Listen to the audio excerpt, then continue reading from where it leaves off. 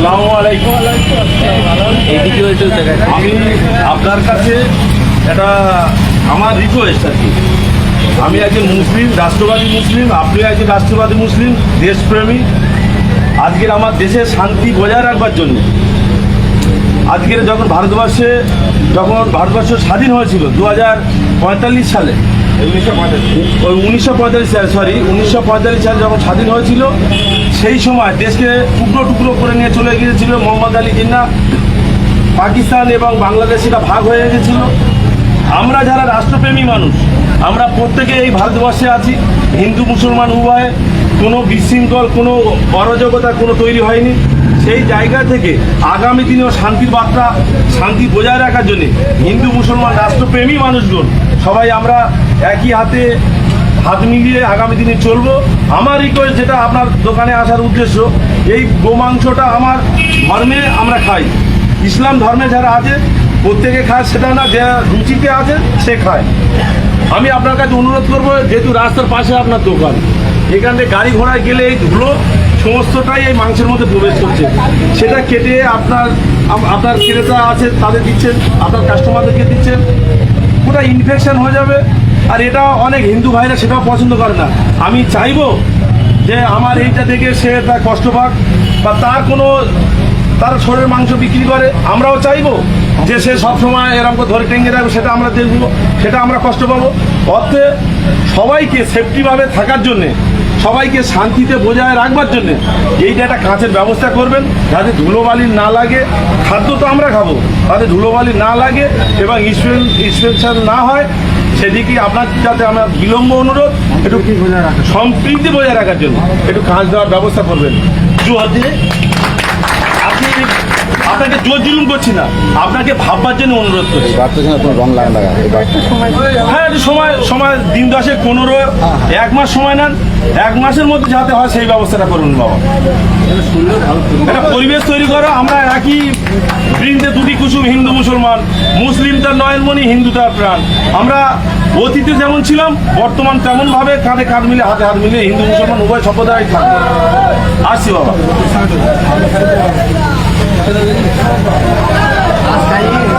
কোনো ব্যাপার নেই।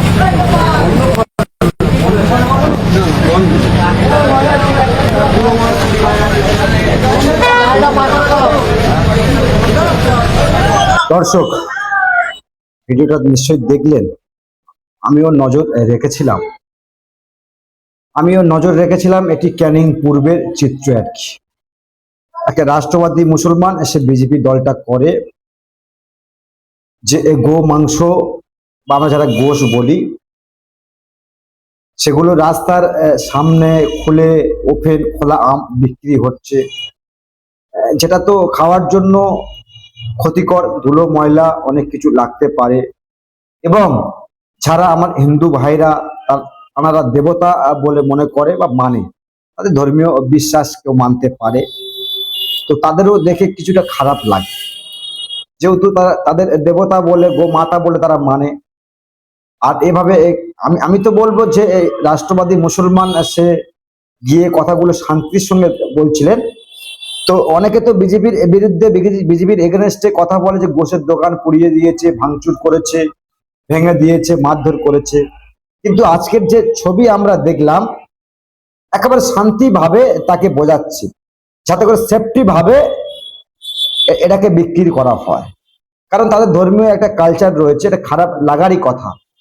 যদিও শুয়ার যেটা আমরা যেটা আমাদের হারাম ইসলামে রয়েছে, আমাদের কোনো দেবতা না, কিন্তু যদি রোডের মাঝে বিক্রি হয়, গ্রাম এলাকায় বাজারে যদি বিক্রি হয়, আমাদের খারাপ লাগে। শুয়ারের মাংস বিক্রি করছে অমুক জায়গায়, খুব খারাপ লাগবে। কিন্তু সব থেকে খারাপ লাগবে হিন্দুদের, যারা দেবতা বলে মানে, গো মাতা বলে মানে, আর মাতাকে এভাবে কাটিয়ে টেনে রাখাটা অসম্মানজনক ব্যাপার নয়? অসম্মানজনক ব্যাপার নয়? তো সেদিকে নজর রাখতে ইনি বললেন, রাষ্ট্রবাদী মুসলমান। কিন্তু আমি ভাবছি কিভাবে কত সুন্দর করে বুঝিয়ে ব্যাখ্যা দিয়ে তারা আবার বলছে যে এখন লাগাবে সম্ভব না, কিছুদিন সময় নেই। তিনি বলি ঠিক আছে, 10 দিন 15 দিন 1 মাস ধরে আপনি লাগান, সেফটি ভাবে লাগানো দরকার, সেফটি থাকা দরকার। তো অনেকে যারা ভেবেছিল, অনেকে আমরা মনে করছিলাম যে বিজেপি ক্ষমতায় আসলে হয়তো গো হত্যা বন্ধ করে দেবে, বা গোশ যে বিক্রি হয় মুসলিম এলাকাগুলোতে, আহ, গোশ বিক্রি বন্ধ করে দেবে। এগুলো না, এটা দেখে, এই ভিডিওটা দেখে অনেকে আপনারা বলবেন, আমি আমি আমি তো নিজে দেখছিলাম ভিডিওটি, যে এখানে তো সেরকম ভাবে শুভেন্দু অধিকারীরা তাদের সরকার চলছে, ঠিক সেভাবে কিন্তু বলেনি যে এই গোমাতা বন্ধ করতে হবে, গো হত্যা বন্ধ করতে হবে, আমাদের দেবতা, ঠিক কিন্তু এভাবে বলেনি। যেটা বলেছে সেফটি ভাবে বিক্রির কথা করতে তারা বলেছে। আর এটাই ভালো হবে সমাজের জন্য, নয় মুসলিম এলাকাগুলো আপনি যাবেন, সেখানে গিয়ে দেখবেন মেন রোডে গো মাতাকে হত্যা করে সেখানে কেটে বিক্রি করা হচ্ছে। এটা মুসলিমদের যেমন খাওয়ার রুচি, তাদের রুচি হয় তারা খায়, হিন্দুদের রুচি হয় না, কিন্তু তাদের দেবতা বটে না, তাদের দেবতা না, এভাবে এভাবে এভাবে উচিত নয়। আমি তো বলবো যে বা যারা এই সমস্ত আবেদন নিবেদন হাত জোড় করে তিনি বলছেন যে এগুলো করবেন না।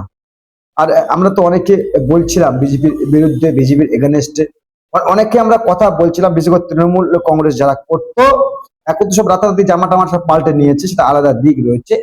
যারা তৃণমূল কংগ্রেসটা করে, বলতো না যে তিনি বিজেপিকে ভোট দেবেন না, বিজেপি ক্ষমতায় আসলে গো হত্যা বন্ধ করে দেবে, মুসলমানদের গোশ খাওয়া হবে না। আর গোশ কেন খাবে মুসলমান? গোশ ছাড়া তো অনেক খাদ্য রয়েছে, মুসলিমদের গোশ খাওয়া তো অনেক খাদ্য রয়েছে। এখন গোশ প্রায় 450 টাকা কেজি, একটা মধ্যবিত্ত পরিবারের গোশ খেতে যাবে 450 টাকা কেজি, সেই গোশ মুসলিমরা খাবে? মুসলিম তো এই জন্য তো পিছিয়ে পড়েছে, মুসলিম সমাজ তো এই জন্য পিছিয়ে রাখা হয়েছে।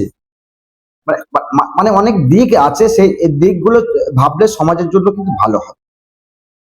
তো এই কথাগুলো ক্যানিং পূর্বের বিজেপি নেতা, আর তিনি দোকানে দোকানে গিয়ে, শুধু এই একটা দোকানে নয় কিন্তু, শুধু একটা দোকানে গিয়েছে বা এরকম একটা ছবি ধরা পড়েছে এরকম কিন্তু ব্যাপার নয়।